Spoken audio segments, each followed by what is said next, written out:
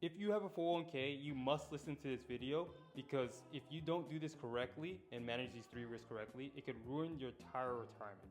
First thing you want to look out for is taxes, right? So when you are growing money in a 401k, it grows tax deferred, but once you take out distributions from it, you're actually going to be paying full income taxes on that money, right? So you want to make sure that your bracket doesn't increase on your Medicare costs, because if you actually have more earned income, you can pay a higher monthly cost for your Medicare. So you want to make sure you're in the correct threshold so you don't increase your medical costs if you don't have to, right? And the other thing is fees, also known as asset under management. So typically when it comes to 401ks, you're invested in some sort of mutual fund and they'll have a certain fee, anywhere between 0.5% all the way up until 3%. So depending on how expensive your 401k is. So you want to make sure you manage these fees correctly, and there's ways to lower that cost, and I'll kind of explain at the end of the video on how you can do that.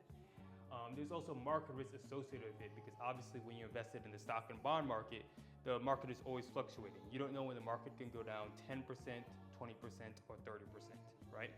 And two ways you can really manage the fees and market risk of the account is you can consider putting a portion of your money into a money market fund where you can access your money whenever you need it and still earn a 4 to 5% rate of return based on current interest rates today. And another thing to consider is putting your money in a fixed index annuity where there's no market risk correlation, and you could actually get annuities with zero fees that aren't going to charge a monthly charge on your account every single month. So this way you'll be able to keep more of your money and have no market risk associated with it, so you don't have to worry about a market crash.